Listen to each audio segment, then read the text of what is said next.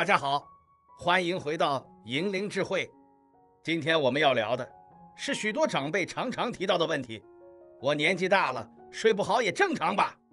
但其实，真的是这样吗？有没有可能，您并不是因为老了才睡不着，而是掉进了几个不知不觉的睡眠陷阱？您有没有这样的情况？晚上翻来覆去，怎么也睡不着，睡着了也浅，一点声音就醒。清晨5点不到就睁眼，再也睡不回去。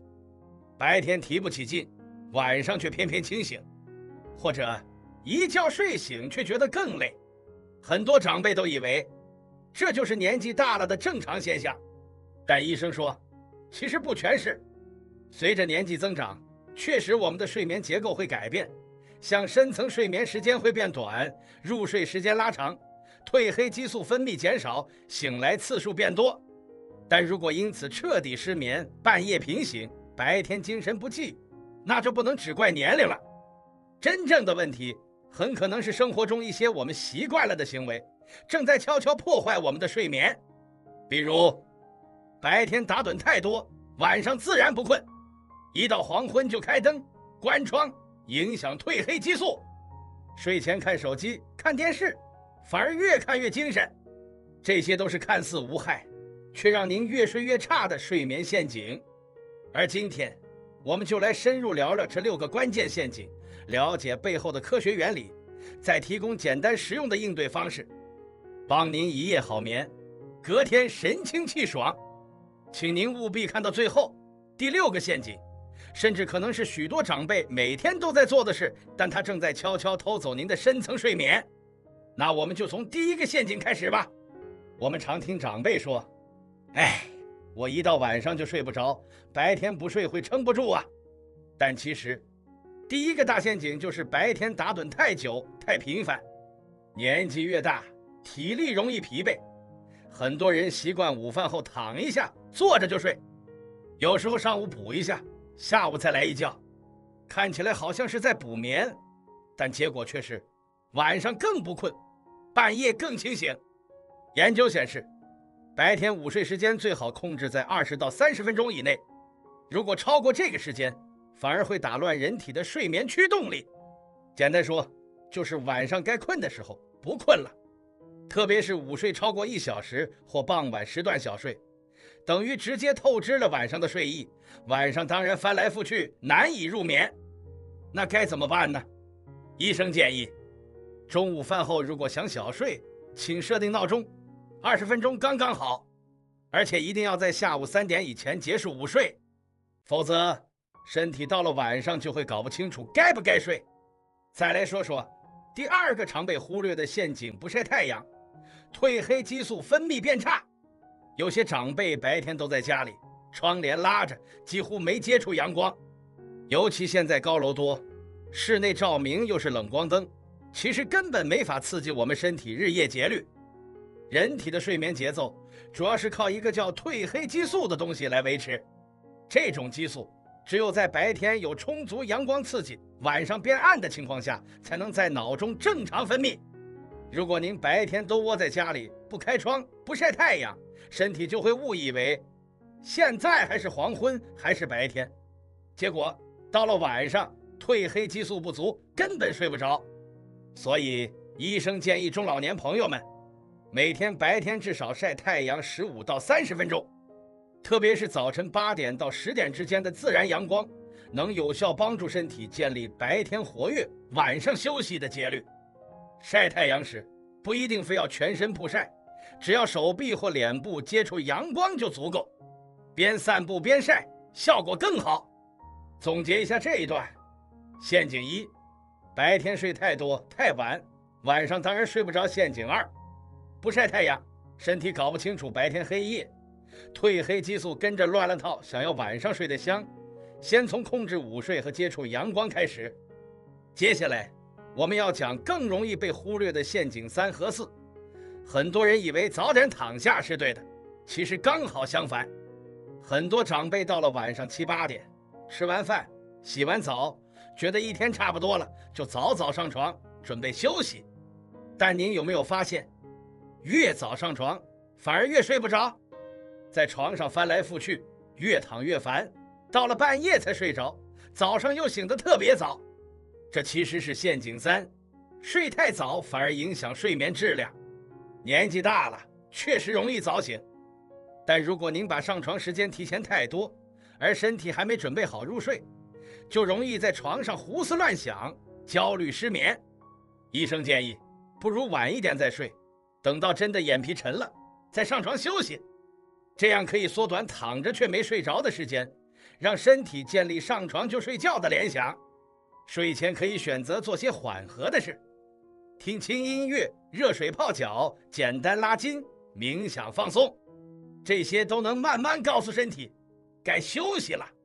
再来讲陷阱4，睡前滑手机、看电视太久，这是现代人最常见的问题，但对银发族来说影响尤其明显。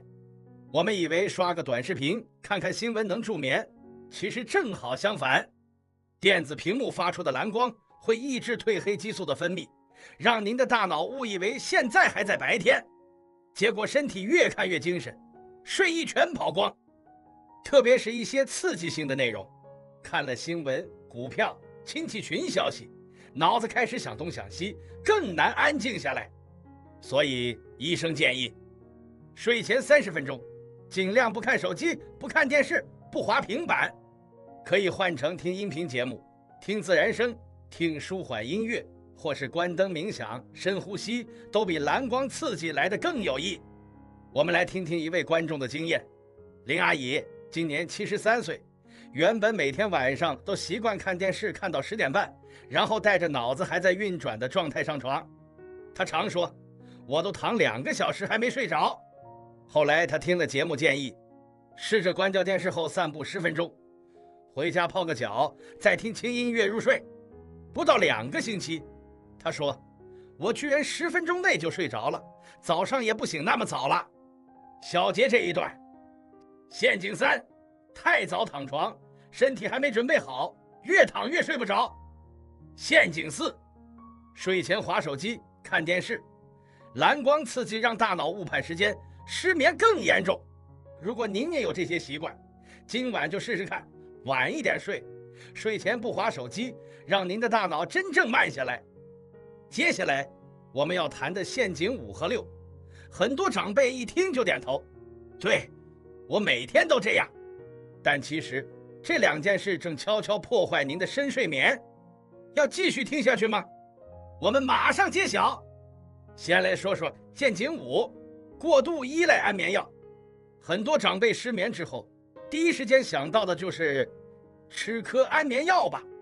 一开始药确实管用，一吃就睡着，不用折腾。但问题也在这儿，时间久了，身体会产生耐药性。原本1颗有效，后来2颗、3颗都不管用，结果变成没吃药，彻底睡不着。吃了药，也只是昏过去，醒来却更疲惫，头昏眼花。更严重的是安眠药可能带来的副作用，早上醒来头晕，走路不稳，容易跌倒。有些药物甚至会影响记忆力，引发焦虑，让身体变得越来越依赖，但睡眠质量却没有变好。医生提醒，安眠药并不是长期解决失眠的根本方法，真正的关键是重建睡眠节律，也就是用生活习惯慢慢换回自然的睡意。如果已经使用安眠药，请不要突然停药，可以和医生沟通，逐步减量，同时搭配非药物的方法，比如规律作息、放松训练、睡前音乐冥想、行为调整疗法。许多老人家改用低刺激高规律的方式后，慢慢摆脱了药物，反而睡得更安稳。再来说陷阱6，夜间频尿导致睡眠中断。这几乎是每位长辈都遇过的事，躺下没几个小时，突然想上厕所，醒来1次、2次，有时3次以上。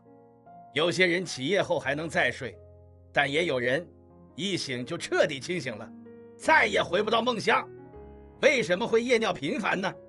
常见原因包括晚餐或睡前水分摄取过多，摄取利尿性食物如茶、咖啡、西瓜，前列腺问题或膀胱老化，药物影响某些降压药、利尿药，血糖控制不佳导致排尿异常，那该怎么处理？